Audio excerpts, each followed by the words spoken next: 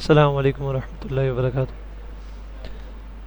I hope all of you are fine, and all of you will be preparing for your first monthly, which will be starting on 17th of August. तो बेटा अब time हमारे पास कम है, तो हमें और थोड़ा सा वक्त ज़्यादा से ज़्यादा जो है ना अपनी पढ़ाई में और अपनी प्रिपरेशन में लगाना चाहिए। और बेशक आप माशाल्लाह कर ही रहे होंगे।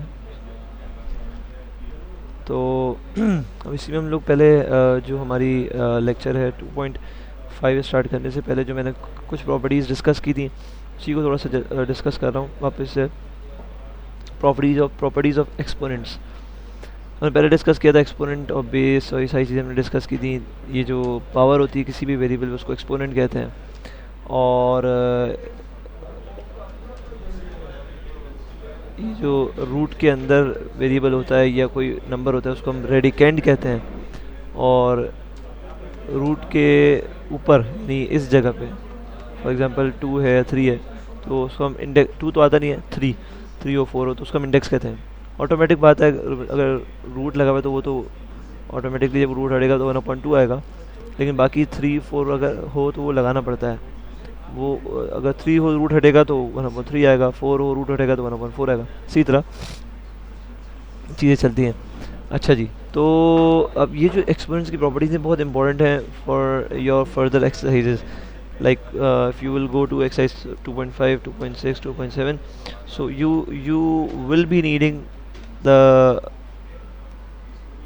understanding of these properties, right? आपको इनकी ज़रूरत होगी, तो उससे पहले हमें ये प्रॉपर्टीज अच्छे से समझना ज़रूरी है। अच्छा जी, तो पहली property root A is equals to X. अगर root A is equals to X लिखा हुआ है, अगर मुझे इसका रूट हटाना है तो मैं सिंपली 1/2 लगाऊंगा और ऐसे लिखूंगा। और अब मुझे ये 1/2 हटाना है तो मैं दोनों जगह पे स्क्वायरिंग करूँगा, तो मैंने दोनों जगह पे स्क्वायरिंग कर दी। स्क्वायरिंग करने से ये 2 और ये 2 कैंसिल हो गया, मेरे पास A is equal to X square बच गया। Clear. Second property root A into root A, दोनों में से रूट हटाना है तो मैं दोनों पे 1/2 लगा दूंगा। और जैसे कि हमने पढ़ा है कि जब बेसिस सेम हो, बेसिस सेम है और आपस में मल्टीप्लिकेशन हो रही हो तो पावर्स ऐड हो जाती हैं, बेस एक रह जाती है सेम। तो ए बेस हो गई और 1/2 plus 1/2 which is equal to 1, तो आपके पास ए रह गया। तो root A into root A is equal to A. सीधा third property root A into root B, यानी अगर दो रूट वाली वैल्यूज आपस में मल्टीप्लाई हो रही हो तो मैं उनको आपस में मल्टीप्लाई करके आंसर लिख देते हैं। For example root A into root B is equal to root A B. लेकिन देखें एक बात याद रखिएगा, दोनों पे रूट पे कोई वैल्यू नहीं है। अगर फॉर एग्जांपल यहाँ पे कोई वैल्यू नहीं है, यहाँ पे 2 3 होती तो हम उसको मल्टीप्लाई आपस में नहीं कर सकते थे, राइट। तो इसकी ये मिसाल मैंने लिखी है root 2 into root 5 is equal to root 10। बहुत सिंपल सी बात है। क्वेश्चन नंबर 4 हमारे पास ये है कि root A upon root A is equal to 1। ये भी एक प्रॉपर्टी जो हमने पहले लॉ है एक्सपोनेंट का जो हमने डिस्कस किया था कि अगर बेसिस सेम हो और आपस में जो है वो डिवीजन हो रहा हो, डिवाइड हो रहा हो, तो पावर्स आपस में माइनस हो जाती हैं। तो ये 1/2 ऊपर जाएगा, माइनस 1/2 हो जाएगा लाइक दिस, एंड बेसिस एक रह जाएगी ऑफकोर्स। 1/2 माइनस 1/2 0 के बराबर है। तो ए 0 किसी भी नंबर या किसी भी वेरिएबल के ऊपर 0 पावर का मतलब ये है कि ए इज इक्वल टू 1। ये भी क्लियर हो गया। पांचवी property A upon root A is equal to root A, ये कैसे हुआ? अब देखो अभी हमने पढ़ा था कि root A into root A is equal to A, सही है। तो ए ऑफकोर्स ही बात है, जब रूट ए के बराबर है तो ए बराबर होगा रूट ए के। तो ए की जगह हमने रूट ए लिख दिया, राइट। और ये रूट ए और एक रूट ए इससे कैंसिल हुआ, तो आपके पास क्या रह गया? रूट ए। क्लियर। सिमिलरली क्वेश्चन नंबर 6 आप देखें, सेम तरीका है। रूट ए लिखा हुआ इधर, इस ए को उसने रूट ए लिख दिया, सही है। अब आपस में कैंसिलेशन हुई, आपस में आंसर आ गया 1/√a। तो रूट ए अपॉन रूट ए बराबर है 1/√a के। इसी तरह ये जो फिफ्थ प्रॉपर्टी मैंने बताना भूल गया, ए अपॉन रूट ए किसके बराबर हुआ? रूट ए के। तो प्रॉपर्टी समझ में आ रही है? अच्छा, question number 7, root A upon root B is equal to root A upon B. जैसे हमने root A into root B देखा, similarly root A upon root B हमने एक रूट में लिया इसको, ए अपॉन बी, राइट।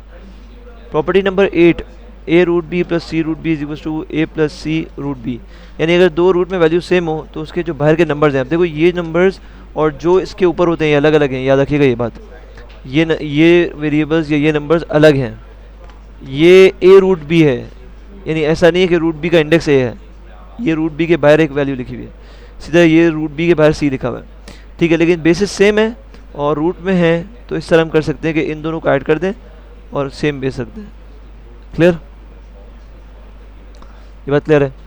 इसी तरह मैं एग्जाम्पल भी दिया, 2√7 + 3√7 = 5√7, यानी बेस जो रूट की वैल्यू सेम रह गई और ये आपस में ऐड हो गया। क्लियर है। अच्छा, तो यहाँ तक तो हमारी थी प्रॉपर्टीज ऑफ एक्सपोनेंट्स, राइट। अब हमने जो काम करना था एक, अच्छा भाई, तो ये हमारा जो एक्सरसाइज 2.5 है। एक्सरसाइज 2.5 में यही सारे क्वेश्चंस जो मैंने अभी आपसे डिस्कस की प्रॉपर्टी यही यूज़ होंगी। फॉर एग्जांपल फर्स्ट क्वेश्चन हम देखते हैं √169। अब देखो कोई ऐसा नंबर सोचना है सबसे पहले कि जो जिसका स्क्वायर करे तो √169 रहेगा, ठीक है। तो हमें पता है ऐसा नंबर कौन सा है, 13।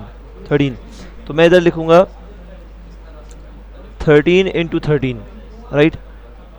इसको मैं एक बार वर्ड में शो करता हूँ आपको, एक मिनट। फॉर एग्जांपल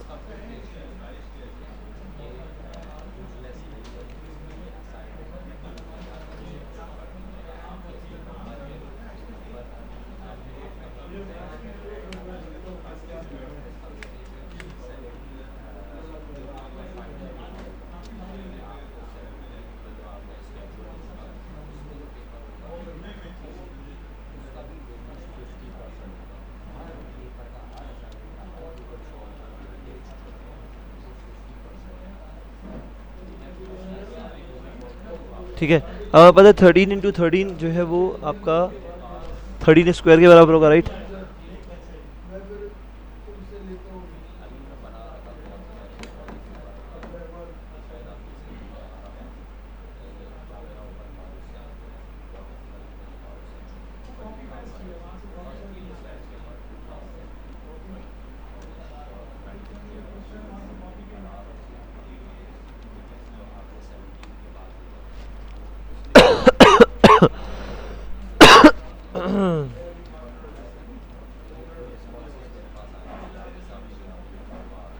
ठीक है जी, 13 स्क्वायर हो गया।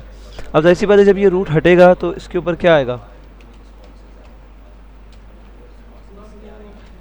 ये आपका आ जाएगा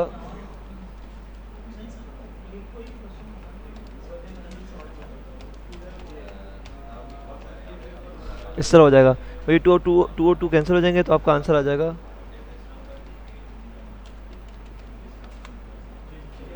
सही है जी। इसी तरह अगर हम क्वेश्चन नंबर 2 पे आ जाएं, क्वेश्चन नंबर 2 180 है, √180। अब इसको आप ब्रेक करो तो आपके पास क्या आ जाएगा, इसकी प्राइम फैक्टराइजेशन जो हम निकालते हैं वो निकालो, तो आपके पास निकाल के दिखाओ, फिर हम आगे इसको कंटिन्यू करते हैं।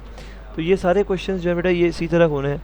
इसमें कोई इशू हो, कोई मसला हो रहा हो तो देखें, तो आगे हम इसको फर्दर डिस्कस करते हैं।